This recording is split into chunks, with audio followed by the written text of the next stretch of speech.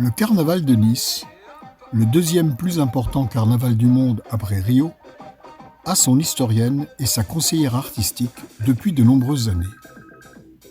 Annie Sidro est issue d'une lignée de carnavaliers depuis 1897. Son grand-père et son père ont été parmi les plus importants créateurs de chars de carnaval et de parades.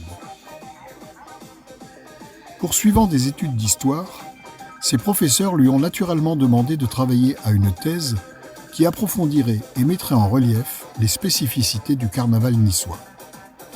Sa thèse s'est transformée en ouvrage de référence et Annie est devenue la mémoire du carnaval de Nice, mais aussi de tous les carnavals du monde auxquels elle a été souvent invitée à participer.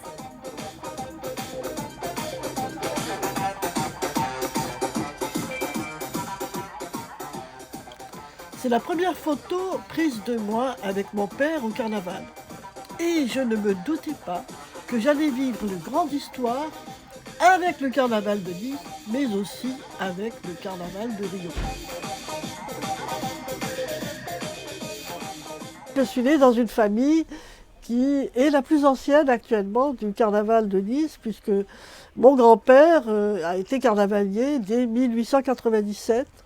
Il a d'abord été groupiste, il a suivi un peu à ce moment-là, le cheminement, le cursus que devait suivre un carnavalier.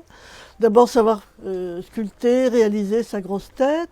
Ensuite, il pouvait faire un groupe, et puis ensuite il pouvait obtenir un char. Et mon grand-père a eu une consécration suprême, c'est qu'en 1921, il devient le constructeur officiel du char de Sa Majesté Carnaval. Malheureusement, il va décéder 2 ans plus tard, mais ses fils vont tour à tour prendre la relève. Et c'est ainsi que, de 1921 jusqu'à 1980, qui est l'année de la mort de mon père, le char de Sa Majesté Carnaval a été réalisé tour à tour par mon grand-père Alexis, mon oncle César, Ernest aussi, et aussi mon cousin Germain, le fils de César, et mon père Alexandre Sidro, qui ont tour à tour réalisé le char du roi en relation, en collaboration étroite avec le grand imagier, le plus grand imagier de l'histoire du carnaval, Gustave Adolphe Mossa. Et j'ai eu aussi la chance de pouvoir rencontrer Gustave Adolphe Mossa en 1964, et j'avoue qu'il m'avait accueilli à bras ouverts en évoquant la longue collaboration qu'il avait eue avec ma famille.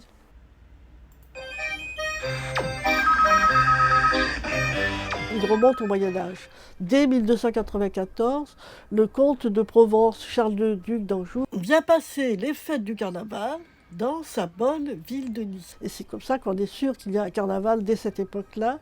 Et il se passe dans les rues étroites de la vieille ville. C'est une fête avec des bals masqués, et jusqu'au XVIIIe siècle.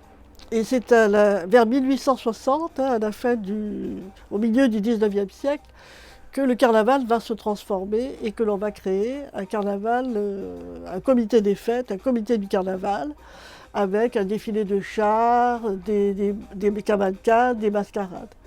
Et le premier organisateur de ce défilé, c'est Alexis Mossa, qui était à cette époque-là déjà le conservateur du musée Chéré. Alexis Mossa va d'abord mettre en scène l'arrivée du carnaval. Parce qu'en fait, on a la création du comité des fêtes en 1873, avec une distribution pour les chars, de prix pour les chars, pour les cavalcades et les mascarades. Mais le roi, c'était un vulgaire polichinelle, un petit polichinelle tout timide, qui va prendre de l'importance en 1882. Brusquement, en 1882, Nice est en pleine expansion touristique. Nice est la ville la plus importante du monde de villégiature hivernale. On a des princes, on a des rois, on a aussi les chemins de fer, les PLM. On vient à Nice, passer l'hiver à Nice. Le président du comité des fêtes à cette époque-là est le beau-frère du président de la République. Du coup, on ne peut plus se contenter d'un roi polichinelle. On va créer, et c'est Alexis Mossa qui va l'inventer, on va créer le char officiel de Sa Majesté Carnaval. Un premier triboulet qui va arriver dans la ville de Nice un jeudi 14 février 1882. On va lui remettre les clés de la ville et il va défiler. Il y aura un cortège d'ouverture pour le défilé de Sa Majesté. Donc Alexis Mossat crée le char officiel du roi. Il va aussi créer les bandes dessinées, des albums de carnaval qui sont de véritables bandes dessinées, qui étaient un témoignage exceptionnel sur les chars. Et elles vont disparaître malheureusement en 1979. Alors en fait, Alexis Mossat a aussi créé quelques chars au début. Notamment, il avait fait un char de la folie, il avait eu l'idée d'un char de la folie, un char fumisterie qui s'appelait, où c'était des chats qui étaient des véritables diables. Et aussi d'autres chars symboliques comme celui du fameux chou magique.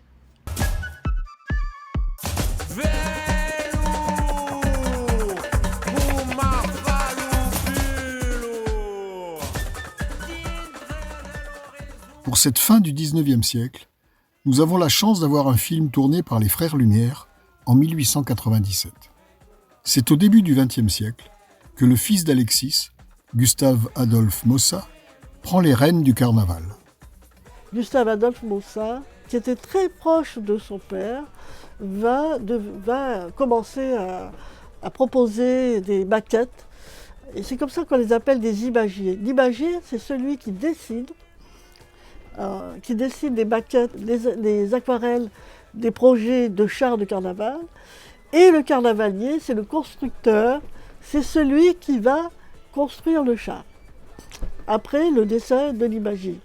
Et c'est comme ça que Gustave Adolphe Mossat va créer des milliers de maquettes, de projets. Alors, bon, pour les chars officiels, c'est lui qui imposait son thème, ses projets.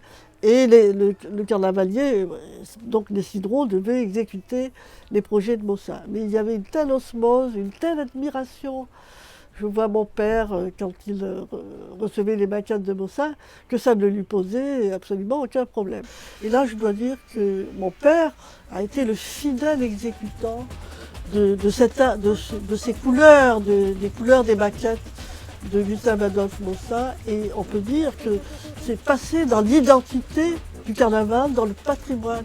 Et les carnavaliers, d'ailleurs, le reconnaissent, les carnavaliers, quand on essaye ensemble de définir qu'est-ce que l'identité du carnaval niçois, notamment il y a ce respect, cette importance des couleurs héritées de l'art de Gustave Mossat, de l'art aussi, de la façon dont Alexandre Cidreau a réussi aussi avec l'art de la fresque, parce que c'est aussi un style particulier dans les peintures des chars de carnaval, à transposer cet héritage de Gustave Adolphe Mossat. Ce qu'il faut retenir, et ce qui m'a toujours impressionné, fasciné, c'est ce mélange de culture, de l'imagier, que ce soit Alexis et surtout Gustave Adolphe, qu'il mettait dans la création de ces maquettes de carnaval. Il y avait à la fois tout un pan de l'histoire antique. Et Mossat lui-même disait, il se basait sur les Saturnales et Lupercales. Il m'avait donné une série de documentation là-dessus. Donc, il connaissait par cœur les légendes, les mythes. Et il y avait toujours des sujets ayant trait à la mythologie. Plus, il ajoutait son grain de culture locale.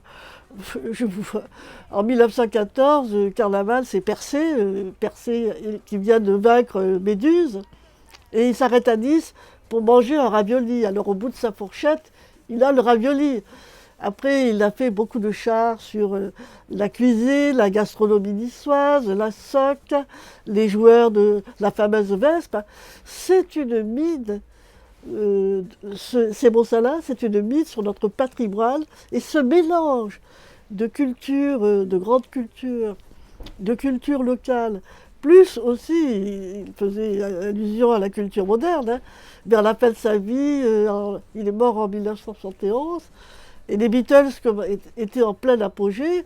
L'année où il y a eu Carnaval, roi de la musique, il a fait le chant des Beatles, des Beatniks, etc. C'était toute une ouverture.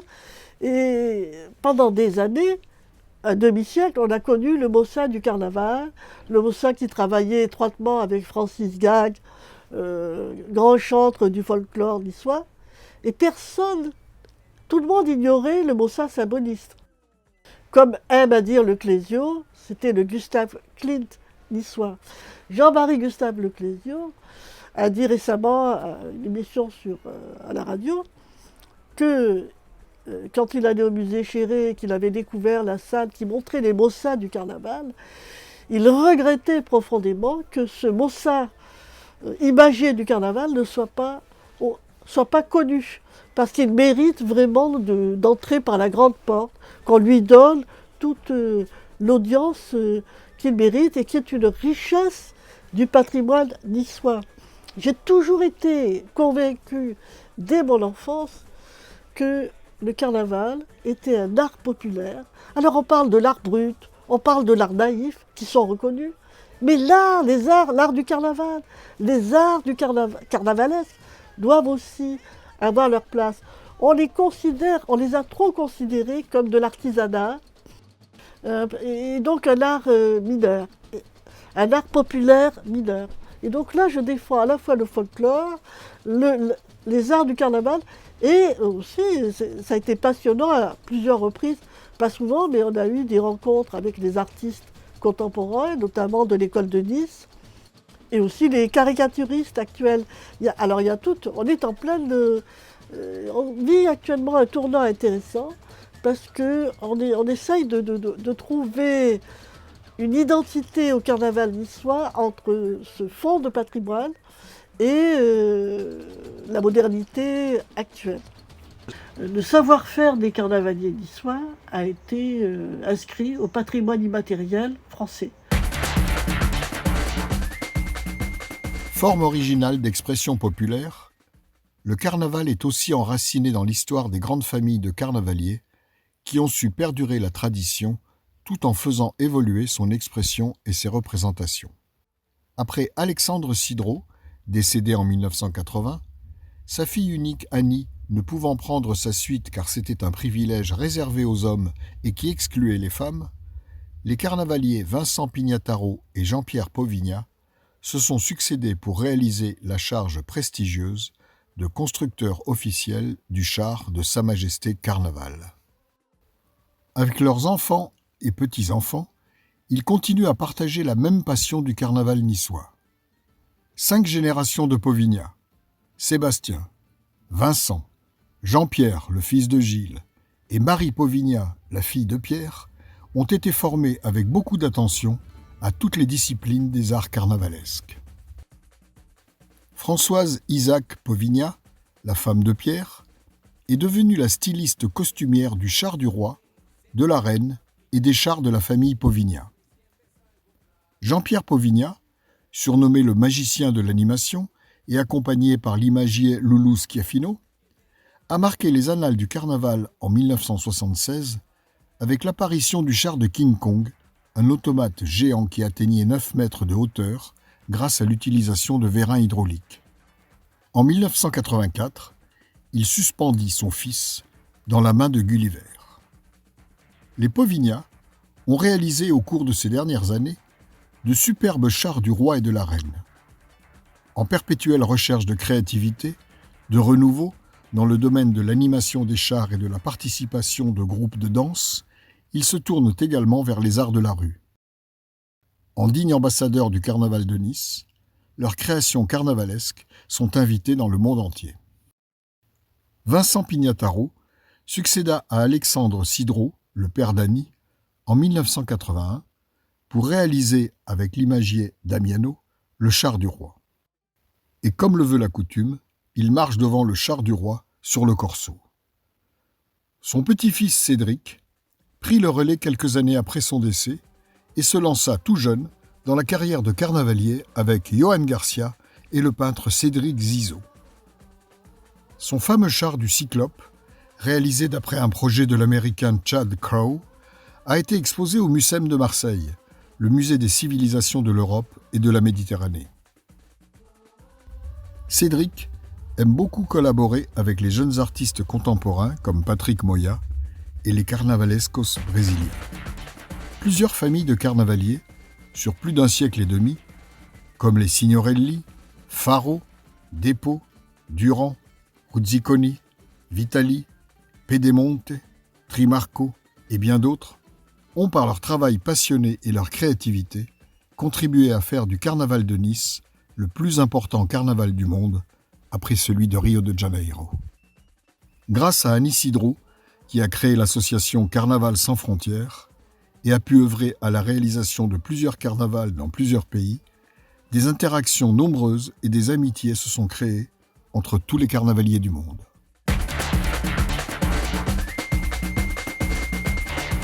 Et je vous fais remonter à la préhistoire. Vous savez qu'à Nice, la grande terre à matin date de 400 000 ans. Et à l'époque, le climat n'était pas le même. L'hiver, il y avait la neige, beaucoup de neige. Et à ce moment-là, le chef de tribu, l'homme préhistorique, était vraiment affolé. Il ne pouvait plus chasser, il ne pouvait plus faire la cueillette, il ne pouvait plus pêcher. Alors il fallait qu'il aille voir son sorcier, son chaman, et qu'il lui dise, écoute, fais quelque chose. Et je dois nourrir ma tribu, j'ai plus rien pour tenir un hiver. Et il allait revêtir son costume magique, son costume d'homme sauvage, son costume de passeur entre le monde des vivants, le monde céleste et le monde des ténèbres. À ce moment-là, il choisissait soit un costume d'homme sauvage animal, et parmi les animaux, il y avait des ours. Il y avait aussi des boucs, des chèvres, notamment parmi ces animaux. Et ce sont des animaux psychopompes. Qu'est-ce que c'est un animal psychopompe? C'est un animal aussi qui est un passeur entre le monde des ténèbres et le monde céleste. Alors une fois qu'il avait son costume d'homme sauvage, il lui fallait d'autres accessoires. Et il lui fallait un tambour. Il a un tambour. Il lui fallait aussi un miroir pour entrer aussi en communication avec le monde céleste. Et puis, il avait inventé aussi une danse. Il tapait par terre avec ses pieds, une danse pour frapper le sol, réveiller le monde des ténèbres. Eh bien, ce costume, il a perduré tout au long des civilisations. Le carnaval, eh bien, on le retrouve partout. Il ne va pas s'appeler carnaval, on va le retrouver chez les Esquimaux, on va le retrouver chez les Japonais, on va le retrouver dans toutes les civilisations. Et c'est avec ce costume d'homme sauvage qui est un conducteur entre aussi des âmes des morts pour faire revenir le beau temps, la végétation. Après, il y a une autre symbolique, signification, c'est effectivement quel est le point commun entre l'homme préhistorique et l'homme d'aujourd'hui? Eh bien, nous avons un point commun, plusieurs même, on en a au moins deux. Primo, eh bien, on ne maîtrise pas la mort, donc on a peur de la mort comme l'homme préhistorique il y a 30 000 ans, 400 000 ans. Et entre autres aspects, on ne maîtrise toujours pas les tsunamis, les pandémies, on est bien placé en ce moment. Notre homme sauvage joue son rôle parce que avec son costume, il va chasser les esprits, il va chasser le mauvais sort. Et c'est pour ça que finalement, le carnaval a toujours survécu, passé les épreuves. Alors d'abord, c'était un carnaval agraire, dans un milieu rural, et c'est là, par exemple, ce carnaval, ces costumes d'hommes sauvages animaux qu'on va trouver dans toute l'Europe, notamment en Bulgarie, on a ces costumes d'animaux, et ça perdure, on a encore cette tradition. Mais ensuite, les villes vont se développer à partir du Moyen-Âge, et c'est pour ça qu'à Nice, on va avoir apparaître des carnavals urbains.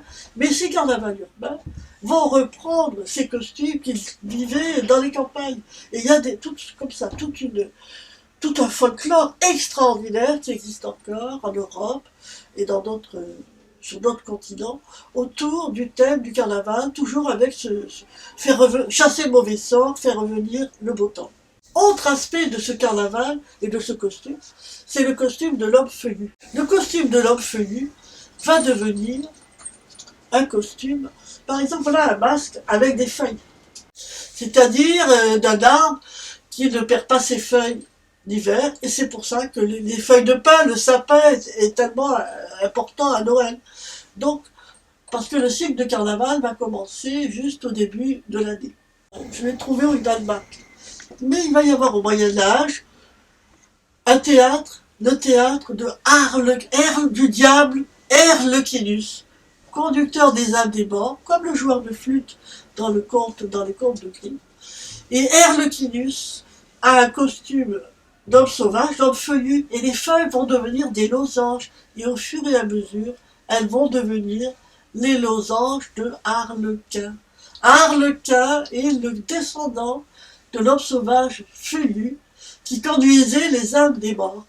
Et ensuite, l'avatar de Harlequin, c'est Polyphilène, mais c'est le descendant de l'homme sauvage. Et la première symbolique du carnaval à Nice, c'est le paillasse. Le paillasse, l'homme de paille et de chiffon, qui est aussi cet émetteur, ce passeur. Et d'ailleurs, si on berne le paillasse, on le fait sauter dans un drap, et c'est pour entrer en contact avec le monde céleste et par terre, enfin, le sol. Et vous avez un superbe tableau à Madrid de Goya qui s'appelle El Pérez. Cette tradition de berner le paillasse existe encore. Voilà, donc ça c'est toute cette symbolique autour de l'homme sauvage, et les costumes ont tous une signification.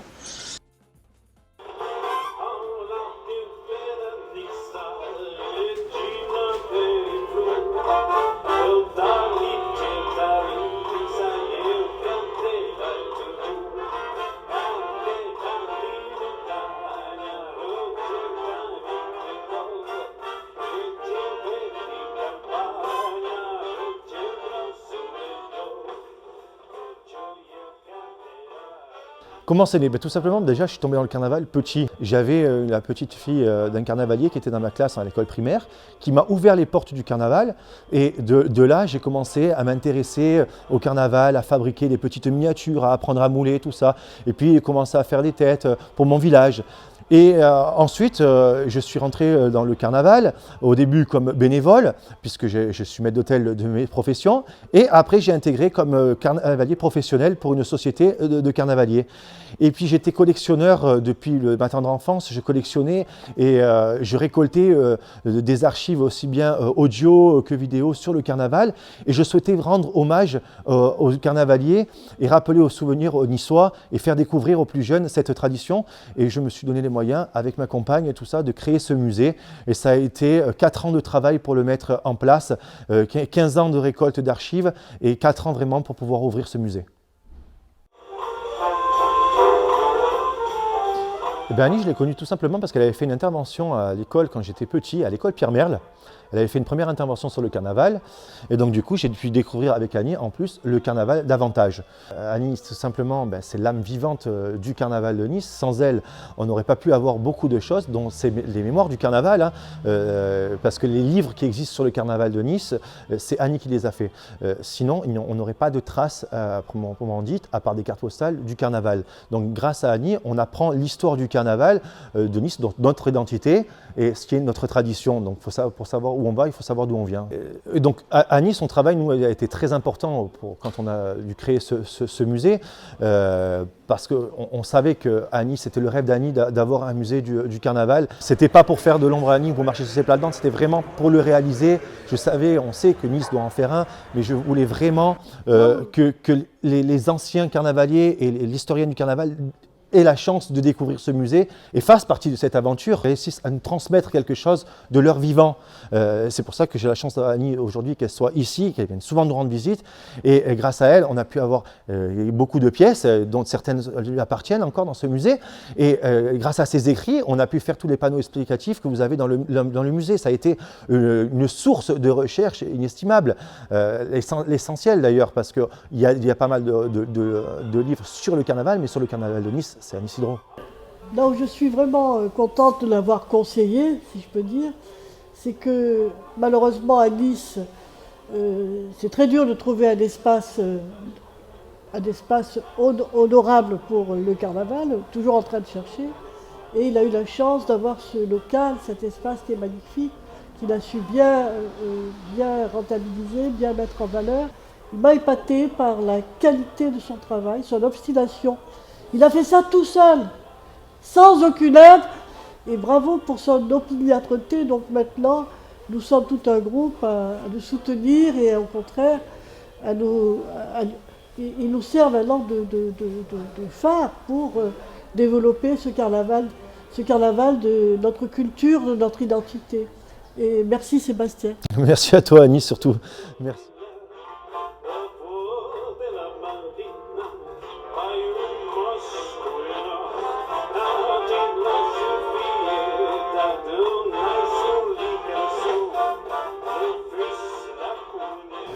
Alors je m'appelle Johan Garcia, je suis avant tout passionné de carnaval depuis que je sais marcher à peu près et carnavalier depuis une bonne vingtaine d'années. Ça a commencé dans la petite enfance. Mes souvenirs conscients les plus anciens se passent au carnaval, c'est le carnaval 1987. J'ai commencé dès mes premières années à dessiner des chars de carnaval. À 7-8 ans, j'ai commencé à vouloir les fabriquer en Lego. Et puis on a eu un carnavalier qui est venu à l'école nous faire une initiation au carton-pâte. Du coup, je me suis senti pousser des super pouvoirs au lendemain, donc je me suis mis à vouloir fabriquer des chars de carnaval miniatures qui petit à petit se sont fait motoriser, se sont fait illuminer, se sont fait mécaniser, jusqu'à ce que je commence à organiser des défilés, des expositions de chars miniatures. J'ai organisé mon premier carnaval de Nice miniature en 2002. Et c'est à peu près dans les mêmes temps que je rencontre Annie Sidro, l'historienne du carnaval. Et c'était ma prof principale qui était ma professeure de français, qui était sensibilisée à ma passion et à mon projet de faire un carnaval miniature, qui m'a dit « Viens avec moi ». J'ai pris rendez-vous avec Annie Sidro qui était à l'époque à la direction de la culture, donc il y avait un petit bureau sur la place Masséna. Pendant qu'on était en train d'installer les illuminations à l'époque du carnaval 2001, et donc on s'est rencontrés à ce moment-là, je lui ai montré mes chars miniatures. Elle m'a dit « Écoute, moi je fais une exposition bientôt sur les carnavals méditerranéens, donc sur le carnaval de Nice, le carnaval de Viareggio, le carnaval de Patras en Grèce, et j'aimerais te prendre tes miniatures pour garnir l'exposition. » Et c'était notre première collaboration comme ça, et puis la passion du carnaval faisant son travail naturellement, on s'est retrouvés à se voir très régulièrement et refaire le carnaval. Donc Annie, ça a été une deuxième maman spirituelle du carnaval, on va dire, pour moi, et on a beaucoup discuté. On me racontait ses mémoires, on se livrait nos impressions, nos sentiments sur ce qui se passait, sur les virages qui étaient en train d'être amorcés, nos visions de l'avenir. Et ça a été quelque chose de vraiment très riche et passionnant. Et ça l'est toujours encore aujourd'hui.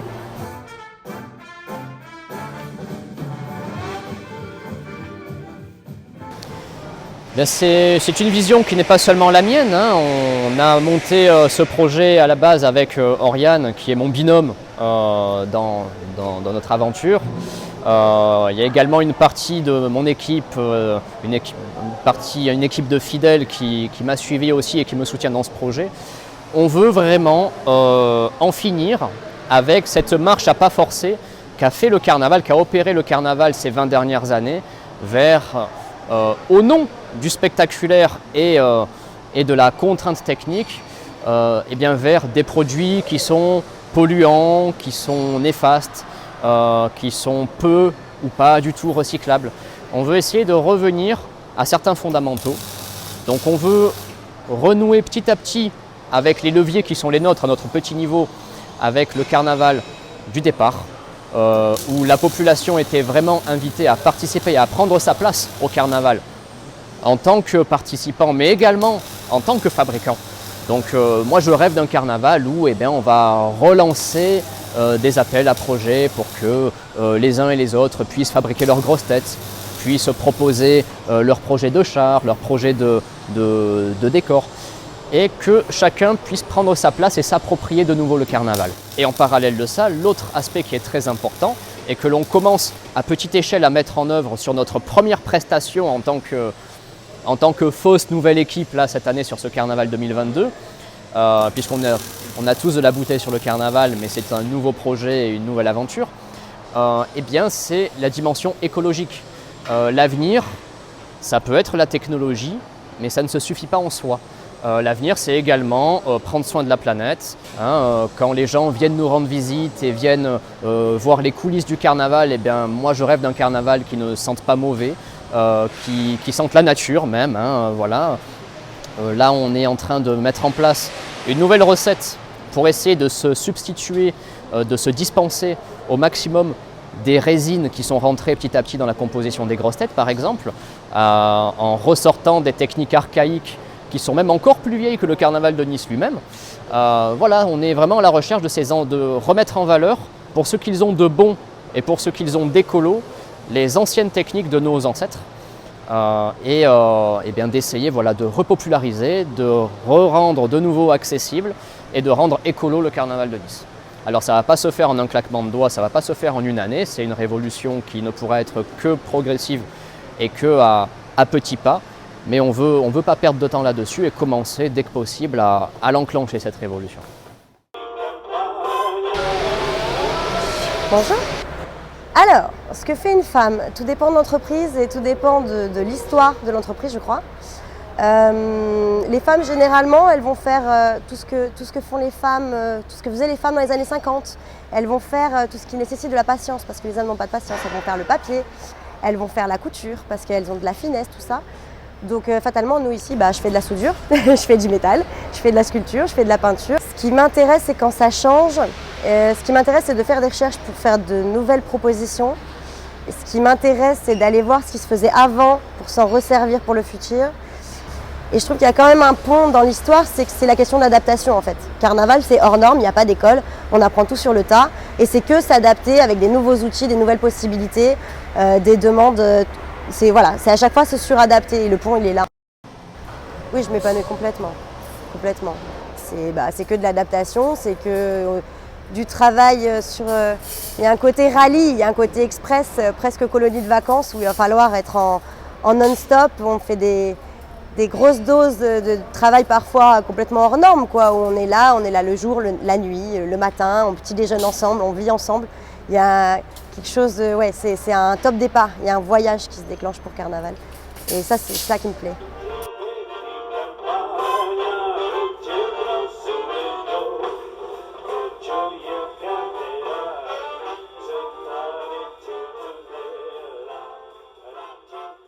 C'est une révolution depuis peu d'années. Les femmes arrivent à prendre leur place dans le carnaval. Et aussi bien à Nice qu'à Viareggio avec Corinne Roger de Bigre, qui a obtenu plusieurs fois le premier prix de char, ou bien Rosa Magalhães à Rio de Janeiro, qui a remporté 7 fois le premier prix des écoles de samba, ce qui n'est pas rien. Et Clarisse Alandi à Notting Hill et surtout à Trinidad. En 2022, que nous allons avoir une femme directrice du carnaval.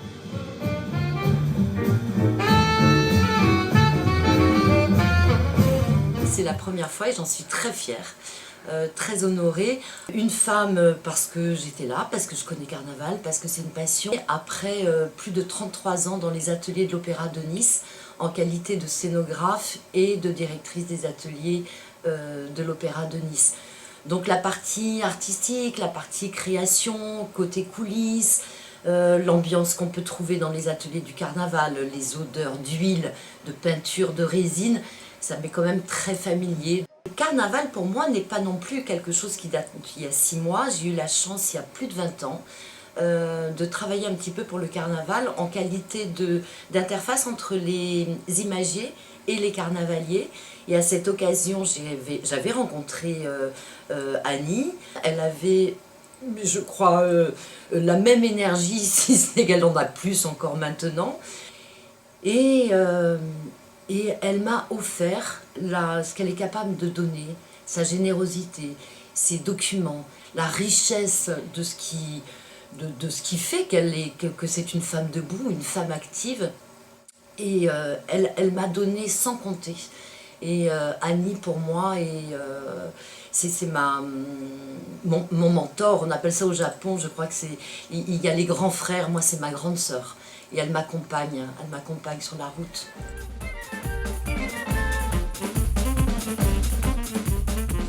Avec moi, avec l'ensemble des personnes avec lesquelles on a réfléchi, on a la grande chance aussi d'avoir un monsieur extraordinaire qui s'appelle Philippe Villamidjana, qui nous a rejoints dans la boucle et qui est quelqu'un qui vient de la télévision et qui nous apporte cet aspect qu'on avait un petit peu délaissé, ou en tout cas peut-être qu'on ne savait pas tout à fait bien faire, pour rendre ce spectacle visuel, télévisuel, l'exporter, l'ouvrir à l'international.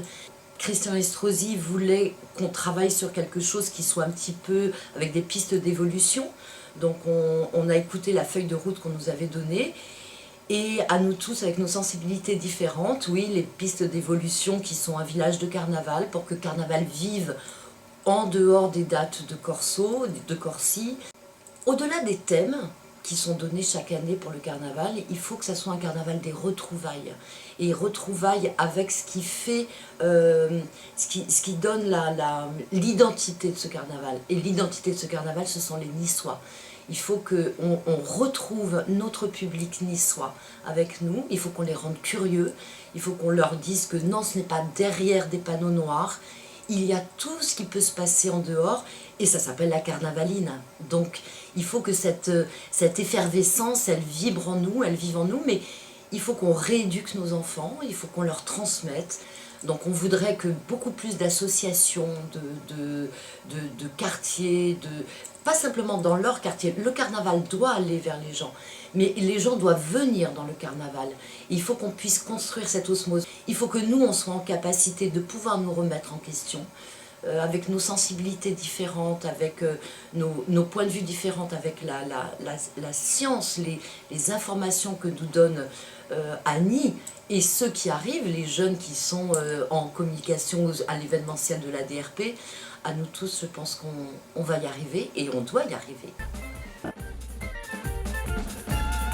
Annie Sidro, j'allais vous dire presque que je la connais depuis toujours.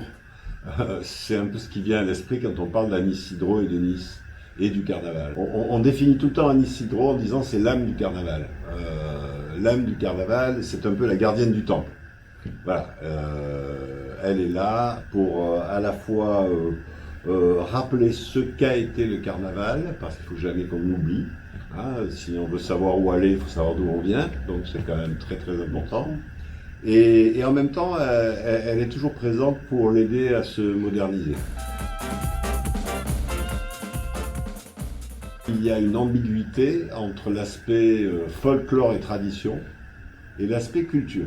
Si on regarde l'aspect culture-tradition, on peut le rattacher à la fête des Mets, on va le rattacher à des coutumes, j'allais dire.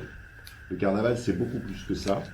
Ça fait partie en fait de notre culture provocatrice. De tout temps, la culture niçoise a été une culture qui a provoqué. Elle a provoqué quand elle a fait son premier festival de jazz au Monde à Nice.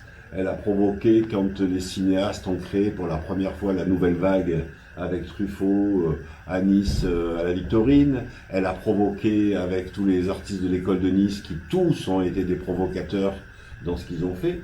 Et le carnaval était quelque chose de provoquant. Quand on se moquait des seigneurs, on se moquait des grands, c'était une soupape, j'allais dire. D'ailleurs, peu de gens le savent, mais c'est le carnaval de Nice qui a inspiré de grands carnavals à travers le monde et non l'inverse. Voilà. Ce que je peux regretter, c'est que, mais qui n'est pas du tout quelque chose de définitif, parce que nous avons la chance aujourd'hui d'avoir, que ce soit à l'Opéra, que ce soit au Théâtre de Nice, que ce soit à la Villa Arson, que ce soit un peu partout dans la ville, des responsables culturels très à l'écoute de ce qu'est la ville et de quelles sont ses forces en matière culturelle.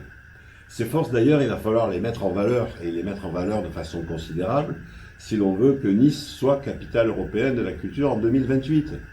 Et là-dedans, je n'exclus pas le rôle du carnaval. Tout ce que je souhaite, c'est que, par exemple, le carnaval retrouve un peu plus ses racines en faisant un peu plus appel aux artistes niçois, aux artistes locaux, qui ont beaucoup de choses à montrer, à dire, et qu'on pourrait peut-être faire travailler un peu plus.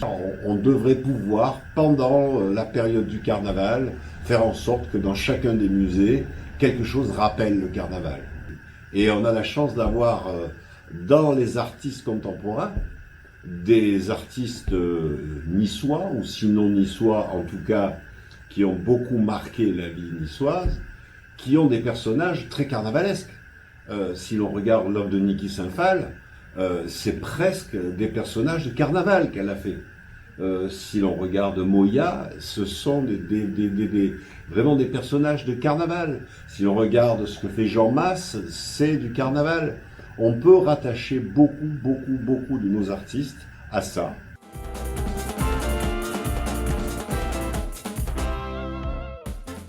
Et puis de retrouver des choses qui existaient auparavant. Alors je sais que par exemple, notre ami Bertrand Rossi, qui est le directeur de l'Opéra de Nice, a dans l'idée de reprendre le Veglione par exemple, qui était quelque chose qui était très important. Le Veglione, pendant le carnaval de Nice, c'était une soirée plutôt chic, plutôt huppée, qui se faisait dans des grands hôtels à Nice, mais masquée, presque à la vénitienne.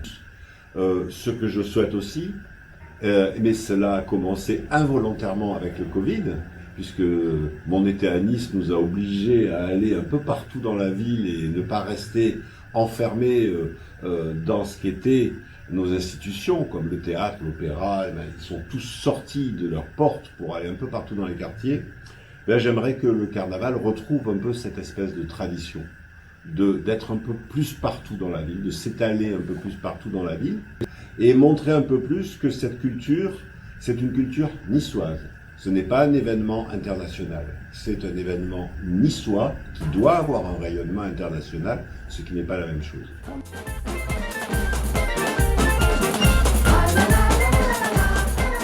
Écoutez, Annie, moi je la connais depuis toujours parce que quand on est niçois, qu'on aime sa ville et qu'on aime le carnaval de Nice, on ne peut pas ne pas connaître Annie Sidro. Donc Annie, je la connais depuis plus de 40 ans. C'est, comment dirais-je, c'est la Bible du carnaval. Et je dirais même que c'est la Bible des carnavals.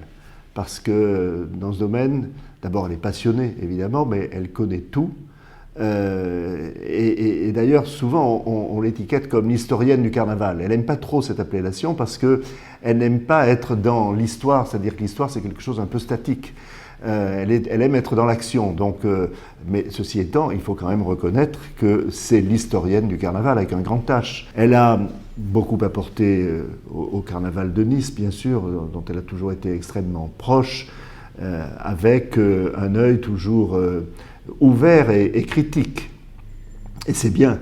Le carnaval de Nice, c'est à la fois une tradition très ancienne, c'est une tradition aussi qui a été organisée depuis bientôt 150 ans, ça fera 150 ans en 2023 sous sa forme actuelle, mais en même temps c'est quelque chose qui est vivant, qui bouge, qui évolue. Et là-dessus, Annie est toujours une force de proposition, avec non seulement un œil critique, mais des propositions qui sont constructives. Non seulement parce qu'elle plonge sa réflexion dans le carnaval de Nice, qu'il ne faut pas dénaturer, et en même temps il faut le faire évoluer.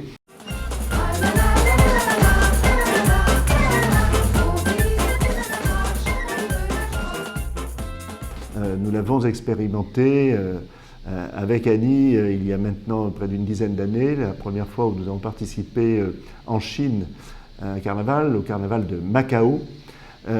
Et puis, il y a maintenant quelques années, nous avons exporté le carnaval de Nice, alors là, pour le coup, grandeur nature, en Chine, d'abord dans la ville de Xiamen, avec laquelle la ville de Nice est jumelée, puis ensuite dans la ville de Ningbo, où là, nous avons fait une édition complète du carnaval de Nice, où les chars sont partis en Chine par bateau, où il y avait près de 300 personnes sur place, et où l'événement a attiré 200 000 spectateurs et 100 millions de téléspectateurs, ce qui a été une vitrine à la fois pour le carnaval de Nice et pour la ville de Nice en Chine tout à fait extraordinaire.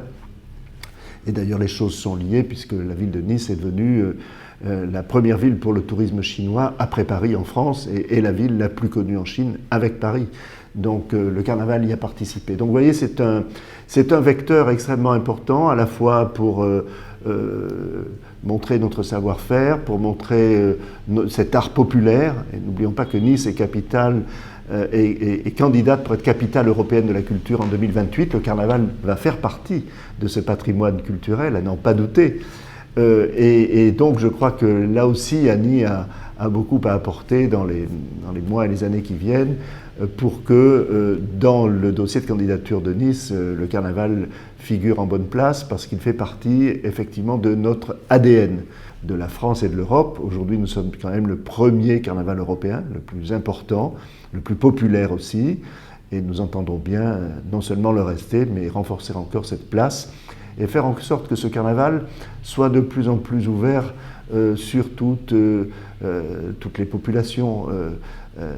Évidemment, il y a des personnes âgées qui viennent voir ça en spectateur, mais il y a de plus en plus de jeunes qui viennent voir ça en tant qu'acteurs du carnaval, qui viennent se déguiser, etc. Avec Annie, nous avons beaucoup poussé pour que les personnes qui viennent déguiser au carnaval de Nice entrent gratuitement, c'est ce qui se fait aujourd'hui, et nous avons donc de plus en plus de jeunes qui viennent participer à la fête, et pour les jeunes, le carnaval, c'est pas un spectacle statique, croyez-moi, c'est quelque chose d'extrêmement entraînant. Et puis nous avons aussi initié un carnaval gay, qui est aussi la transgression et qui est tout à fait l'esprit du carnaval et qui a toute sa place, et plein d'autres événements encore sur lesquels Annie a toujours son mot à dire.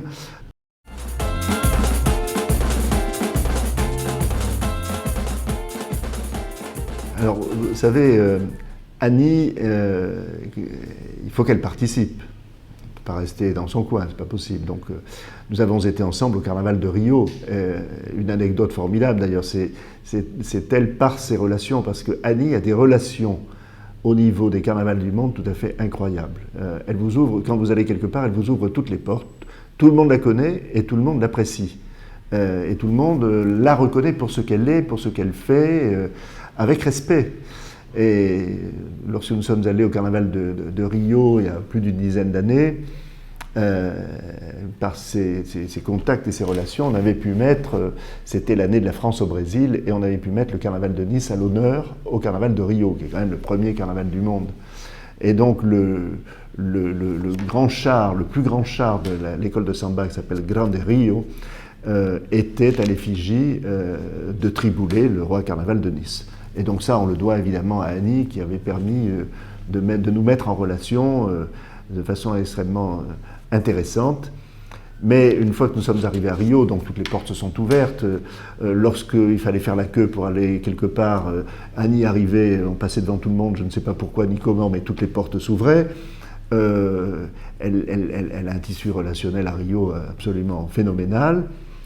Et puis évidemment, Annie, au moment du défilé, je l'ai perdue de vue, j'ai dit mais où est-elle passée? Je commençais à m'inquiéter parce que nous étions dans une loge en train de regarder passer le carnaval, et tout à coup, parmi évidemment les danseurs et les personnages qui défilaient dans l'école de samba de Grande Rio, il y avait Annie Sidro, qui était évidemment en costume, avec un uniforme, une casquette, etc., et qui a fait tout le défilé. Bon, voilà, c'est Annie, je l'avais perdue 5 minutes, mais elle est réapparue sur le corso, et puis une fois que le corso était terminé, elle nous a rejoints, parce qu'évidemment, tout ça se terminait en buvant une caipirinha, dont elle est une adepte, et moi aussi d'ailleurs.